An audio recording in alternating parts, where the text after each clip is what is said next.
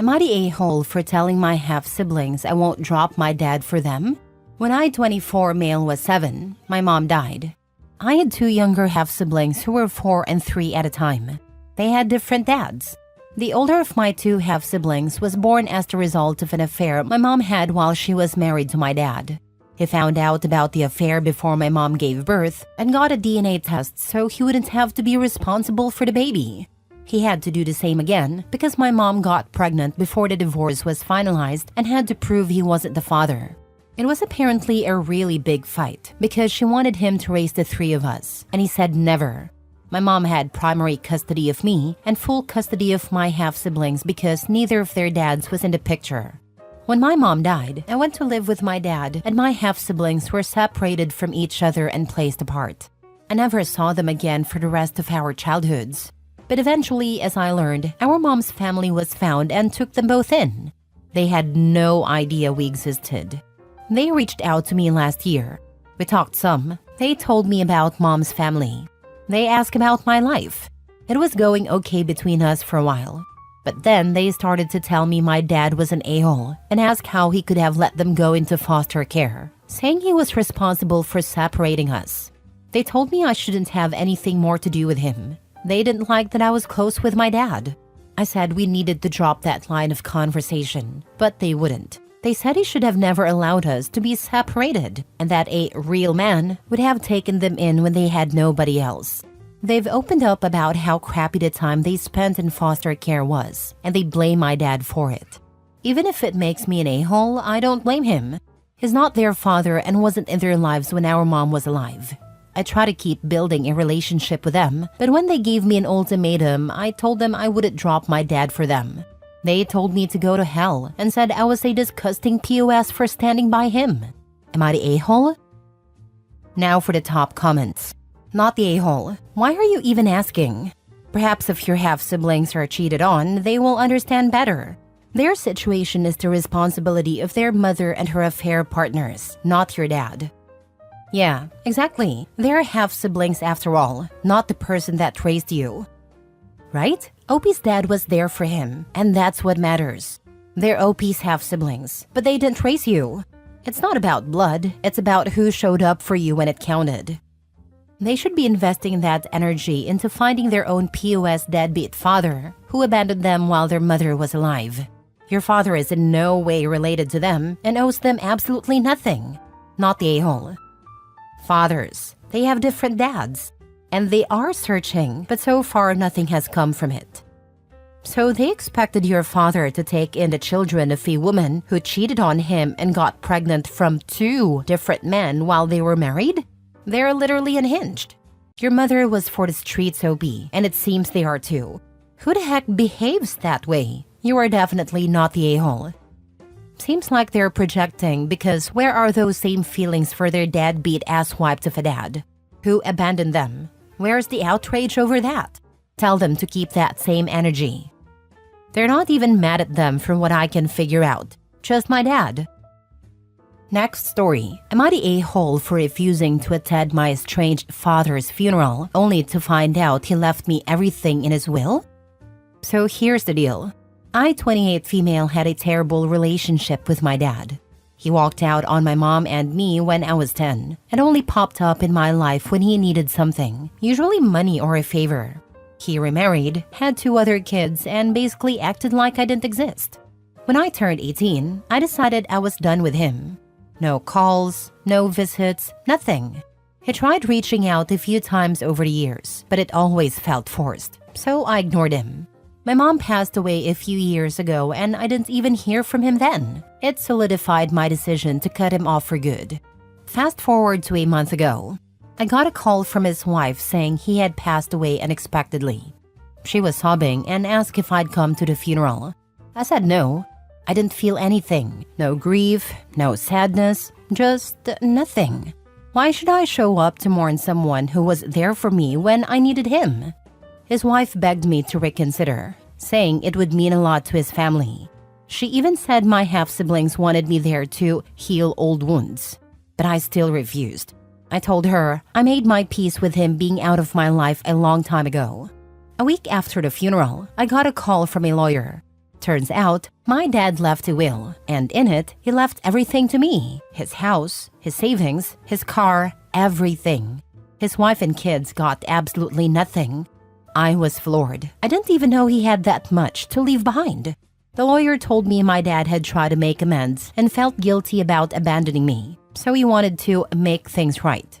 Now his wife and kids are furious with me, saying I stole their inheritance and didn't even have the decency to show up at the funeral. I feel conflicted. On one hand, I didn't ask for any of this. On the other hand, I get why they're mad. I didn't have a relationship with my dad, but now I'm walking away with everything, while they're left with nothing. Am I the a-hole? Edit. I've decided to meet with a lawyer tomorrow to give everything back to the wife and her family. They're still angry at me and I can't blame them. What my dad did was messed up. I wouldn't want to leave them in the position my dad left my mother and I. I don't think I have the heart to respond to any more comments, but I do appreciate all the love and support I received. Thank you all. Plot twist. Absentee dad leaves you the main character inheritance, and now you're the villain in someone else's story.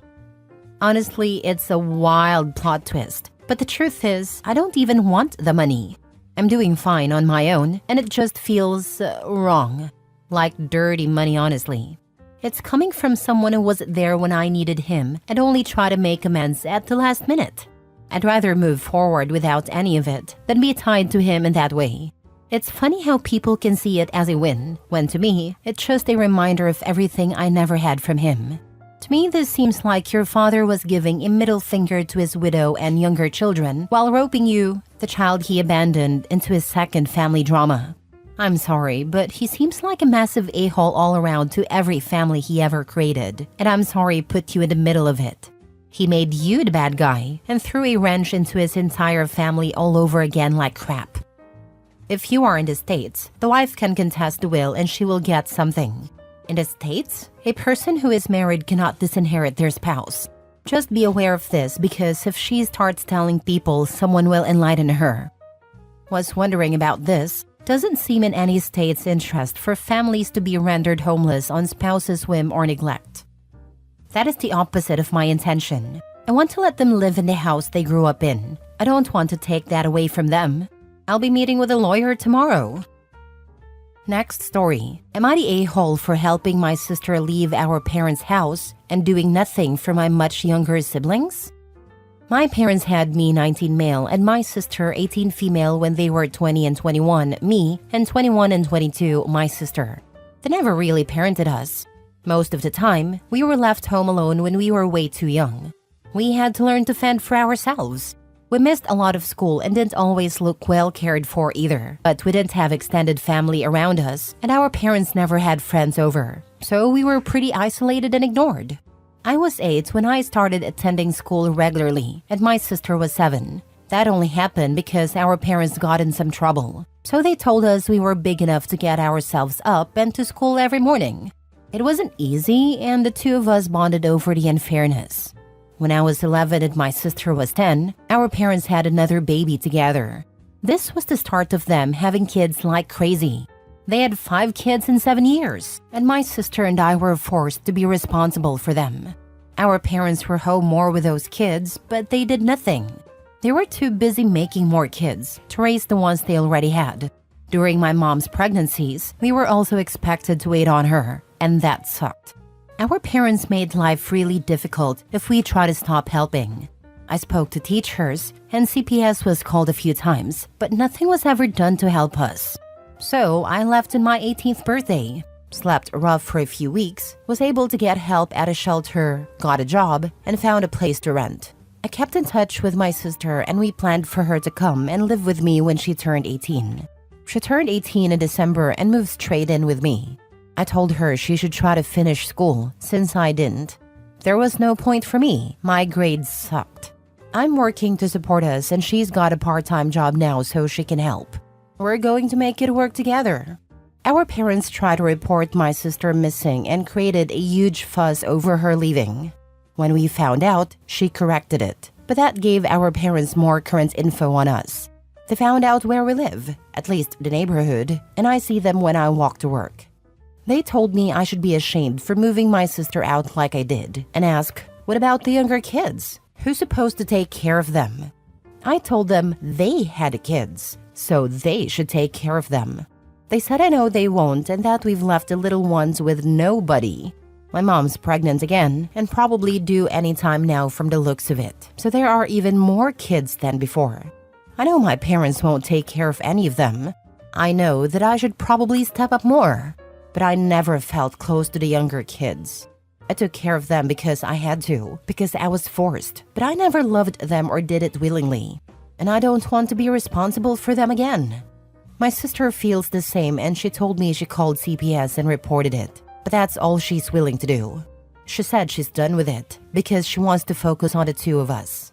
Am I the a-hole for doing all this for her and not doing enough for them? Now for the top comments. Not the a-hole. So sorry for your lost childhood. Cherish your freedom and never ever feel guilty. Trying to. It's a lot of hard work but less depressing than before. You should try to at least try for a GED, so at some point you can hopefully go to trade school. Go get your GED. Life will be harder if you don't. I know, but I'm really not cut out for school, and I need to work to make this work for us. Otherwise, we're even more screwed. Last story. Am I the a-hole for refusing to mend things with my oldest sister? My sister, 45 female, and I, 31 female, have had no contact for the last 10 years. Our kids have had no contact either. 10 years ago, I was freshly divorced with primary custody of my 2 kids. Making minimum wage and barely scraping by, my sister told me she'd help pay for us to visit home and stay with her family in California during the summer. For months, I picked up side jobs and flipped furniture on top of working to pay for the 2-week trip. I saved just enough to cover flights, time off from work, and extra cash for activities. I was excited to see her. My parents were in and out of my life growing up.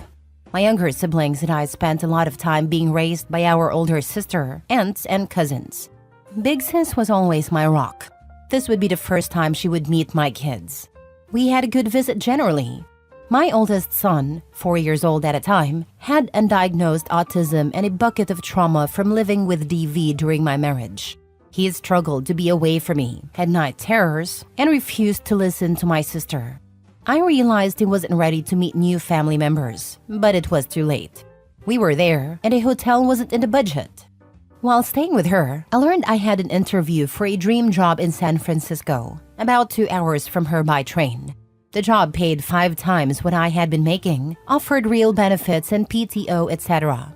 However, I needed to stay overnight in the city because the interview had 2 parts, the second part being early the next morning.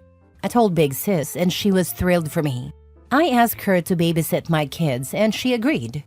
I borrowed some of her old corporate clothes and headed to San Francisco. During day 1 interviews, she called and texted me repeatedly.